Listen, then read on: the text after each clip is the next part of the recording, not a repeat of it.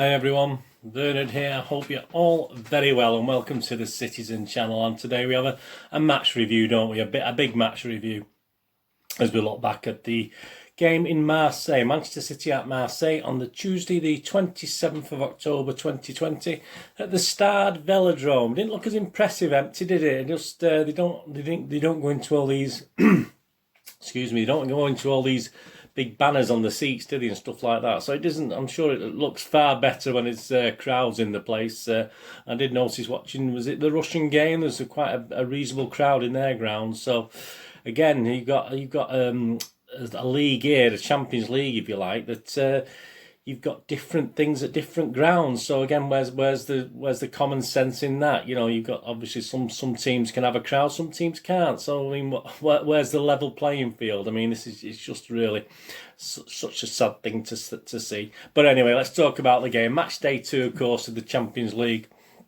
And thanks for joining me today. We'll have our usual features, highlights and lowlights of the game. Yeah, not many lowlights, mainly all highlights today.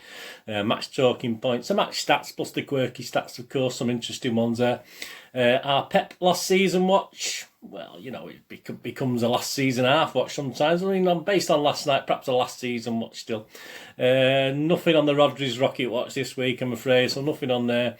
We've got the Manchester Evening News and my player ratings, and I've even got my son's player ratings from last night. He's very kindly soul. He's quite high with his scores, certainly higher than me and Mr. Bukowski are on the Manchester Evening News. So I'll just add that as a little bit extra, just for a little bit of fun for you. He won't come on this. I've tried to get him on this a couple of times. I'll get him on Monday. Become Citizen and Son then, won't it? That'll be quite interesting. So yeah, we'll look back at the game, obviously the media headlines and what's been said in post-match interviews, etc. Anyway, thanks for joining me. Please, if you're new to the channel, push that subscribe button. I'm trying to get up to 500 by Christmas 2020, so I'm on my way, but obviously if you're not sub yet, please do so. That'd be fantastic. And please, if you can help me out by passing the word and getting other people involved, that'd be absolutely fantastic. It's amazing how one guy the other day sort of signed up 3 or 4 people for me, just the one person. So if you can do anything like that for me, that'd be absolutely fantastic. Please, and also any comments, all your comments are always very welcome. Plus your your ratings as well. Stick your player ratings on. And of course, if you can't do that, just give us a thumbs up. That's always nice as well. And please make sure your notifications are set as well. If you like to get these vlogs when they first come out, then please make sure your notifications are set to public and push that notification button, and then you'll get to hear about everything. Right, Marseille versus City.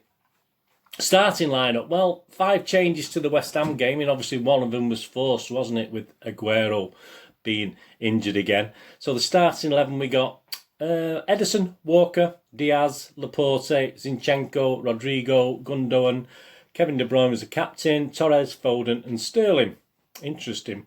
The subs, well, we have a full team as the subs, don't we? We had 2 goalies though. I mean, do we expect some problems with the goalkeepers? I didn't mention that before Twitter. We had Stefan and Carson on the bench, so perhaps we were looking for, we were thinking someone's going to get sent off by this referee. More on him in a moment. Stefan, Carson, Stones, Bernardo, Mahrez, Cancelo, Garcia, Nemecha, Doyle, Howard, Bellis, Palmer and Bernabé. So yeah, another team on the bench there. I mean, they need plenty of room in the stadium just to get these subs on, don't they? Yeah, my lineup thoughts. If you remember my lineup there, I've put it on screen. I think I'll say I got 9 correct, because as I did say with the defence, if Laporte was fit, I did expect him to sort of come back in, or Aki if he was fit. So yeah, I'll give myself 8.5 out of 11. So that wasn't too bad actually on the lineup, and it was as I thought. Obviously it was a more attacking option for me, and I think that's what Pep did last night. And certainly with the Torres situation, playing him as a centre forward was quite interesting. A bit more on that probably as we read through this. Pre-match, yeah, social media talk. Happy with Torres and Foden playing, but obviously a little bit of discontent about Rodri and Gundogan again, the old pivot there. But yeah, as it works out with the game, it didn't have that as much effect. I think Gundogan's playing far further up front, which is probably where he's best, to be honest with you. He's far further up the pitch, you know, when he's not defending. I think that's when I don't like him defending. I like him being further up out of the way, to be honest with you. Yeah, Zinchenko was an interesting one, but I did say, didn't I was expecting Zinchenko to appear at some stage with these European games, and I was thinking he might appear in the last game or the game before that as in the starting lineup. So I was a couple of games out with that, but it was there in my mind anyway, and obviously Pep must have read my mind and put Zinchenko in. And Cancelo, perhaps that squad rotation, perhaps he's giving Cancelo a rest, to be honest with you. That's all I can really think about that, and that's what he has to do, obviously, with these games every 3 or 4 days. The referee, was Tobias Steiler from Germany. He did have a worrying stat put out by Soccerbase that he does like to book a player, and seeing as all the bookings we've been picking up lately, that was a little bit of a worry pre-match, and that's why I was a bit panicking about the goalkeepers. You know, is he thinking he's going to get Ederson sent off with one of his lunges out, and we're going to need more goalkeepers? But there you go. His assistants and the fourth official and the VAR, all from Germany. It was a German night, wasn't it? You got his assistants are Mike Pickle. Yeah, he didn't get himself in a pickle, did he? I think probably didn't pronounce by that. Pickel. Christian Gittelman. The fourth official was Florian Badstubner. And the VAR guy was Sascha Stegemann from Germany. I think it's a good idea to have them from the same nationalities, to be honest with you, as long as they're all fair. And the assistant VAR was Harm Osmers from Germany. So we had a full house on the Germans there. Match highlights and lowlights. Well, as I said, it's mainly highlights, isn't it? I mean, with 2 minutes, the first KDB attempt was deflected over. I think it was on target, actually. If you look from the side when he shot, it looks as though it was a cracking shot and it was deflected. Even though it looked as though he'd skied it, it actually took a deflection. But, yeah, it would have been interesting to see what happened if that hadn't took a deflection. 3 minutes, yeah. Diaz could have perhaps done better with the header from a KDB corner. He sort of headed it well over the bar. It was obviously a Sheriff's badge header, wasn't it, where he just went right over the bar. 14 minutes of tame effort from Foden as well. He'd been playing well. I mean, all playing well. We were sort of dominating, weren't we? Which we tend to do, let's be honest with you. But we had a bit of pace. This was it. We looked a far more pacier option last night. Poor play, obviously, on 18 minutes by Marseille. I don't know what they were doing in their own box, but obviously it allowed KDB to set up Torres to make it 1-0 quite. It made it look easy. I wouldn't say it was that. I mean, other players may have panicked in that position, but all credit to Torres and KDB for staying calm, laying it on. So that was 1-0. Fairly comfortable. I mean, Marseille didn't sting Marseille into action. They had a game plan to put 5 at the back, but obviously they probably had to come out a little bit more, but didn't exactly sting them into action. And on 35 minutes, they were dawdling again as Torres sort of nicked it in the box, didn't he? And Zinchenko this time stung the outside of the post with an effort in the box with the keeper well beaten. But obviously with a little bit of overspin on that might have gone in for City. And it was the 42nd minute before we had the first Marseille effort, and this was from distance, and it was straight at Ederson, fortunately. But he's given plenty of room to have the shot. That was a little bit worrying as he roamed across again. I mean, Diaz did say the other week that we've got to sort this thing out where players are roaming across, but he did get plenty of time to put that shot in, so that was a little bit disappointing. So that was a bit of a low light, wasn't it? So yeah, good confident half from City. Looked strong on the left, didn't we? Especially with Foden down there, and Sterling more comfortable on his natural right foot. Of course, although he hadn't done anything fantastic, he got on a couple of 2 or 3 good little runs, probing, dribbling runs. It hadn't come to anything, but it was nice to see. It was a nice change in the City style, wasn't it, that Pep had involved in. It's a sort of style a lot of us would prefer to see. More in line with our 98, 100-point seasons, I think, that sort of style of play. Half-time, 1-0 to City. 58 minutes, we had the first yellow card. Fortunately, it was the only one we got on the night for Laporte. Yeah, it was not his best game last night, Laporte. He was okay. But yeah, a bit of a holding back, wasn't it, I think. 68 minutes, Cancelo came on for Zinchenko. We'll talk about Zinchenko in the player ratings. 71 minutes, a great Sterling run and pull that, but Gundogan unfortunately put it straight at the keeper from the edge of the box. He would redeem himself, obviously, but that was, again, Sterling breaking down the right and pulling it fantastic. I think he got attempted, there was an attempted foul on him, wasn't there? I think the player got booked for it, but yeah, I mean, Gundogan perhaps should have done a little bit better with that, but hey, he got off the hook, didn't he? 76 minutes, great wing play by Foden on the left, and a deep cross.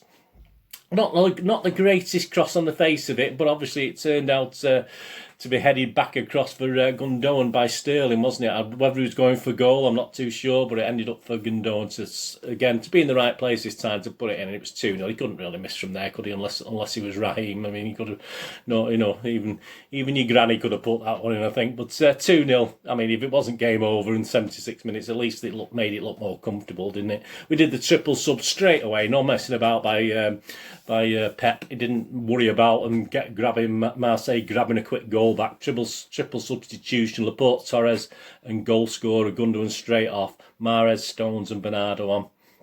81 minutes, not long to wait, was it? Another great move down the right. Nice little pass by Mahrez where he looks somewhere else and then just passes it through. Superb pass. KDB right across. I thought Sterling looked a little bit offside, but I think he was behind the ball, so he was fine.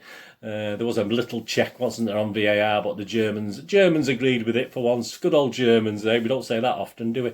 Yeah, so great. Sterling put it in this time. I think he's missed from that distance in the past, hasn't he? But it was a comfortable tap in at 3-0. Perhaps he might have missed it if it had been 0-0 at the time or something like that.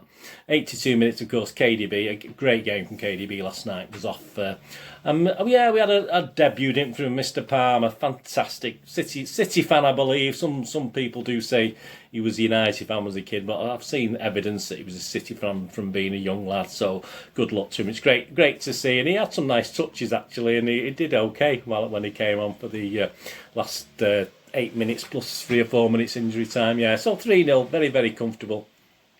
Yeah, on the ref, yeah, it was just a bit inconsistent, wasn't he, for both teams? Though this is the thing with Tobias Steele. He seemed to let some things go and other things not go.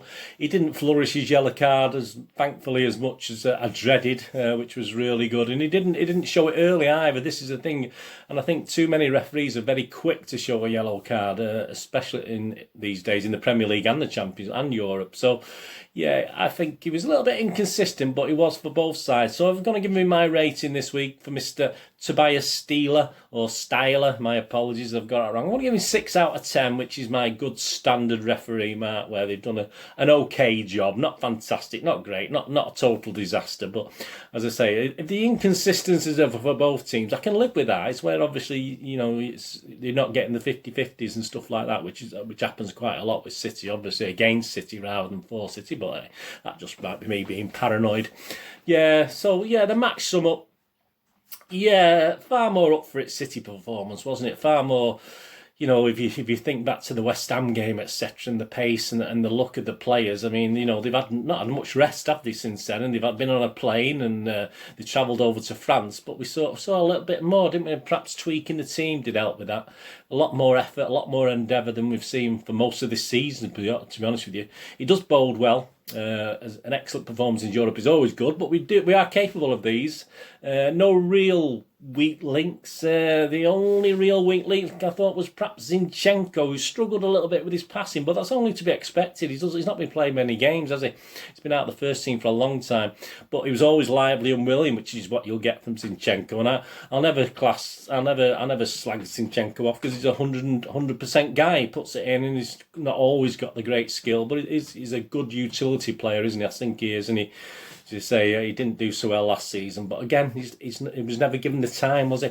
As for the opposition, well, the fans are not very happy with Marseille. I don't think the Marseille fans are very happy with the team's performance.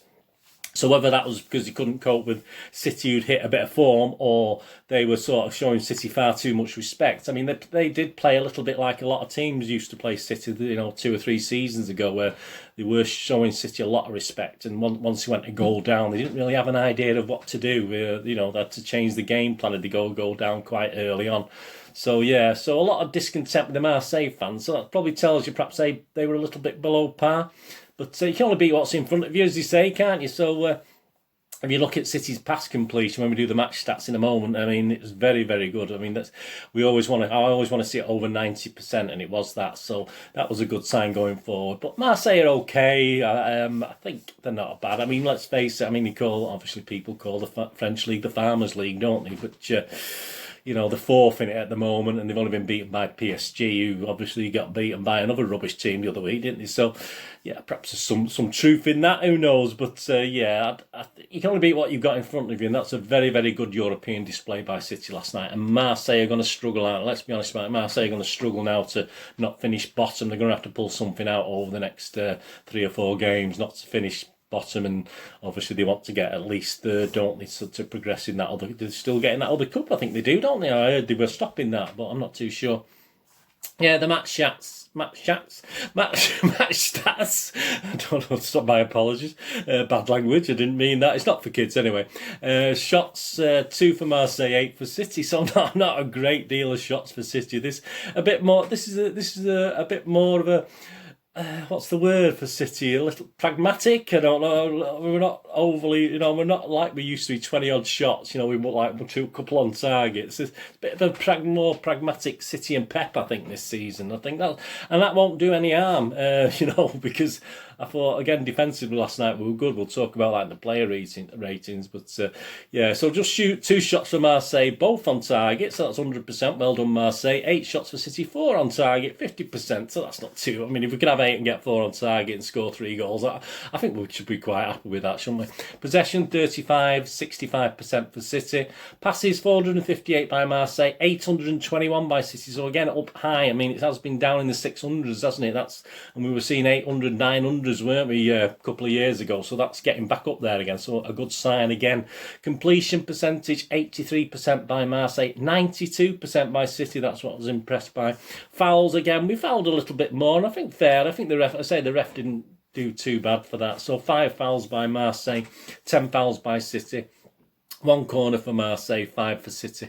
Right, the player ratings, here we go. Mr. Bukowski, I did ask Mr. Bukowski, he's not answered me. He probably won't, whether he'll be doing all the player ratings this season. He used to swap it, didn't he, with Stuart Brennan, but obviously the first 5 or 6 games of this season, it's been Mr. Bukowski in the box seat, so it looks as though he's for the future. I just asked our Mark as well, my lad. He used to go to the games with me at Main Road from being about 5, 6, 7 years old, and he still comes with me now and stands next to me in the singing section in the south stand when we're allowed in the ground. So I just asked him. He's very shy. He is a very shy lad. So, but he sent me his scores anyway last night. I just had those on as well, just for interest for you as well, just to let you know what he thinks. And he's very kind with his scores, my Mark. I don't know, for a grumpy young man, I don't know where he gets some of his scores from. But hey, there you go. Right. Manchester Evening News comments, followed by his scores, and then mine and my lad's scores.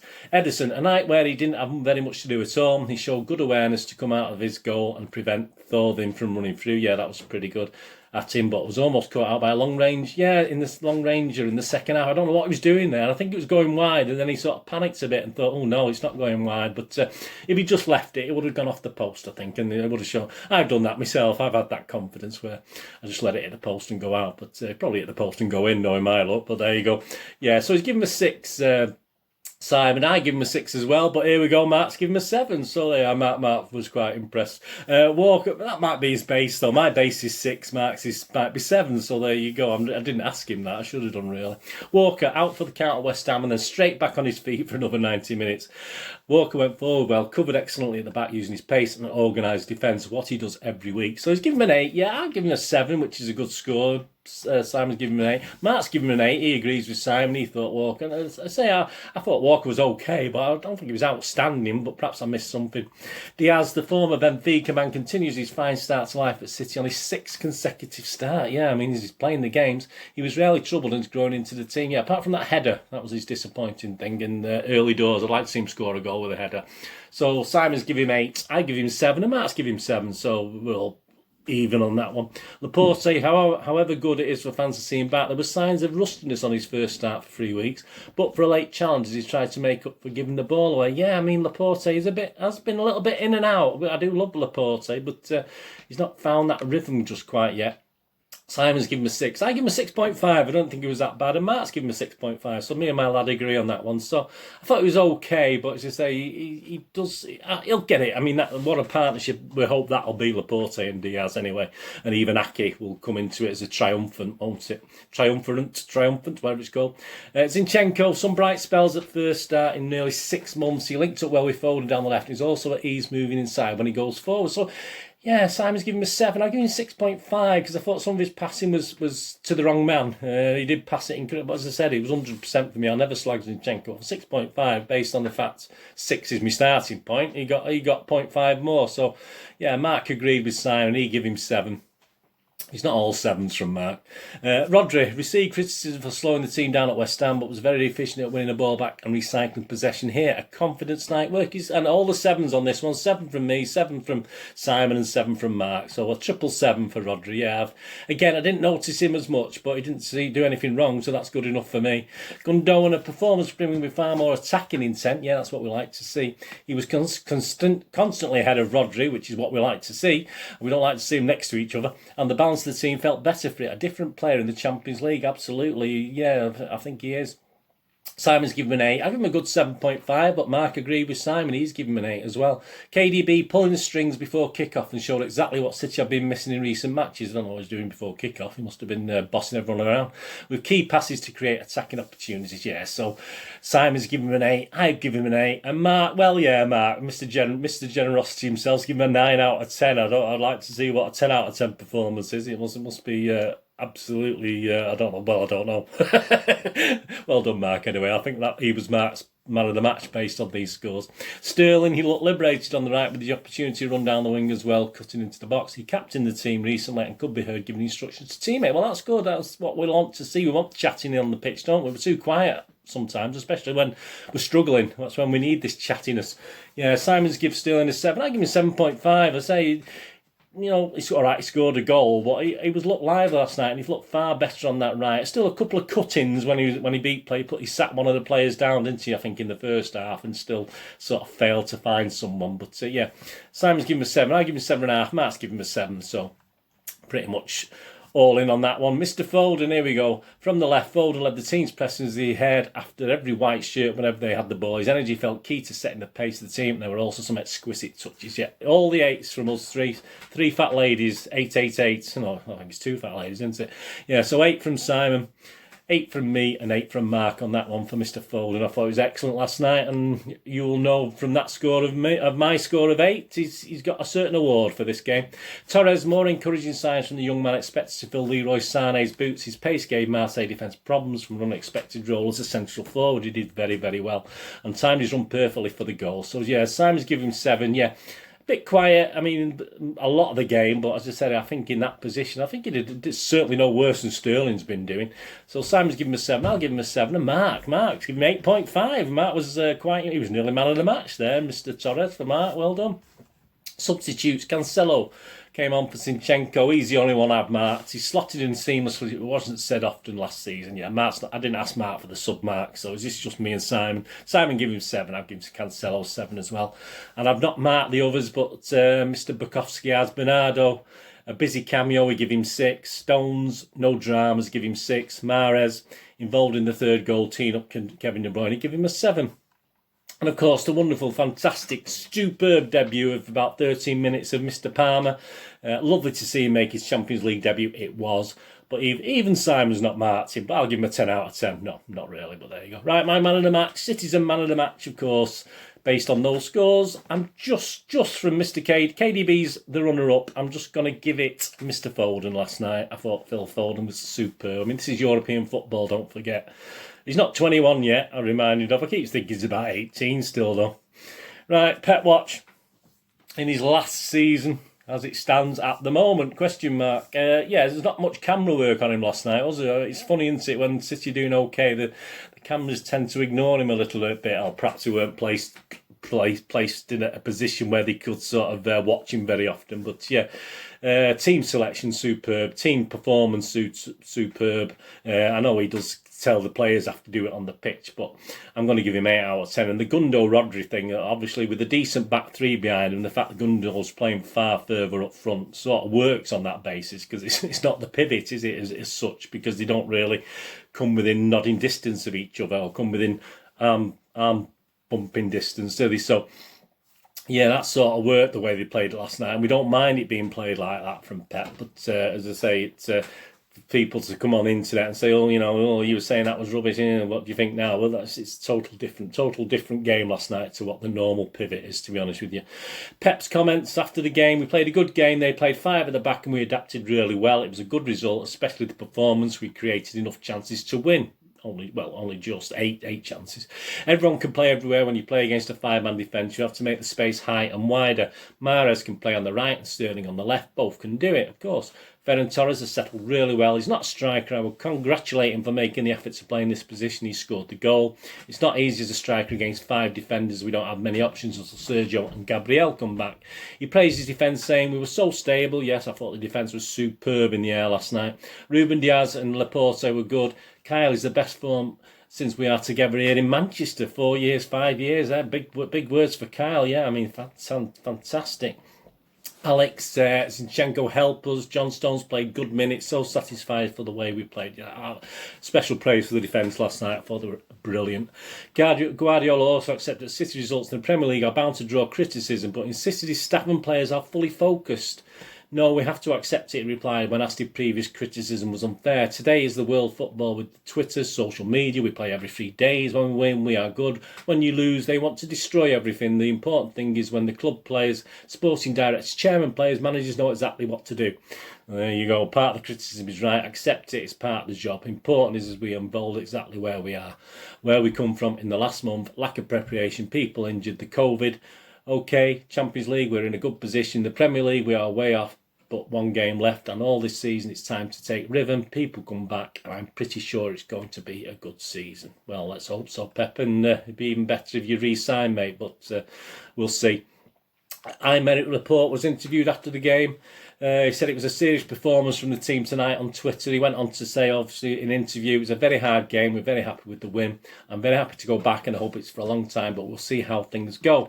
On Ferran Torres, he added, he's a young guy who can do many good things. What he has done already for us is really good, and he deserves it because he works really hard every day to improve and help us. And looking ahead to the weekend trip to Sheffield United, he said, it will be difficult like all the games in the Premier League. We have to focus on every game, and hopefully we can go there and win. Ferran Torres was happy on Twitter. Solid win tonight, let's keep it up.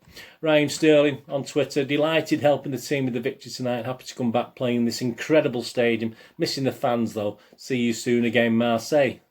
I assume he's not going. I assume he's on about the game at the Etihad. Right, quirky stats. Here we go. Quirky stats. Off the joke.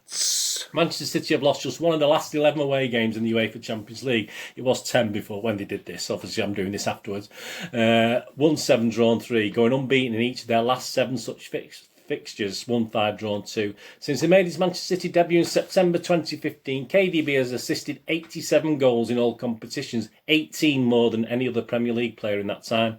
Torres is the second Manchester City player to score in his first 2 Champions League games for the club, after Mario Balotelli in 2011.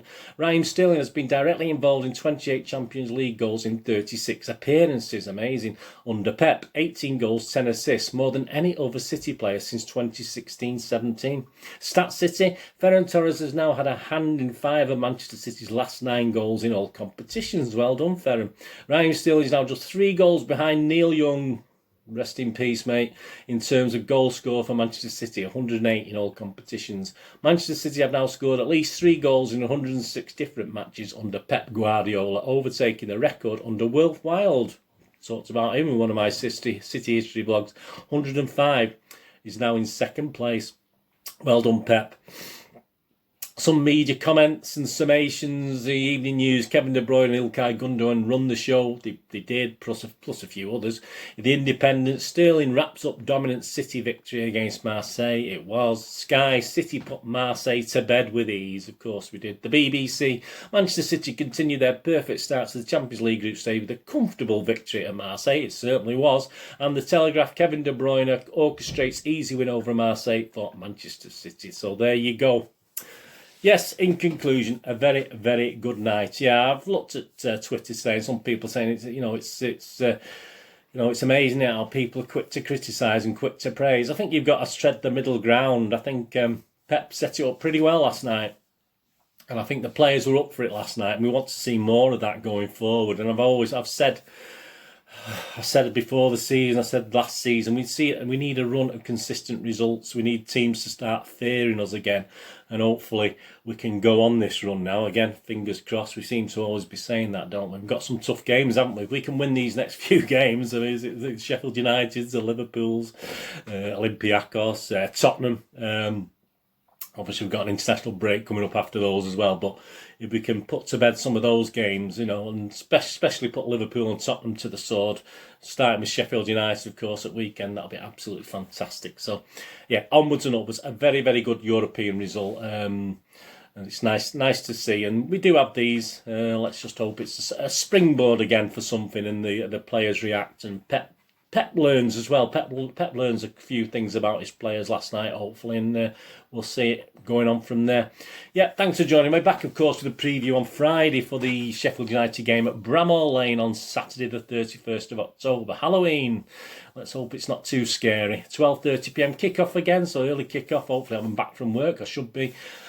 Please also check out my recent Citizen channel vlog, past and present, which looks at, it's been quite popular. A lot of views so far. The 6-goal derby in 1990. Not the 1989 one that we all know, but a 6-goal thriller in 1990. Have a quick look back at that with my own personal memories of that day. I won't go into it now. Please watch the video anyway. On the Citizen channel, City Past and Present, my moments in time. Please, on screen my links now. If you follow or friend me on Facebook and Twitter, I do check every couple of days and follow and friend everyone back. And you can check out my website. This is my little day job. I do have a couple of jobs to pay the bills at the moment. I'd like to have a life of leisure, but it's not working out like that. So please, you can check out moviegamenostalgia.com for old rare DVDs, movie posts from the 90s and 2000s, and some board games on that. Would be fantastic. And of course, if you check my playlist, you see I do film reviews, TV drama reviews, poster reviews, quizzes on films, etc., etc. So if you or anyone you know is interested in that, please give them a push and get them to sub as well. That'd be absolutely fantastic. Much appreciated. Thank you for joining me today. Hope you enjoyed that. Let me know in the comments what you think.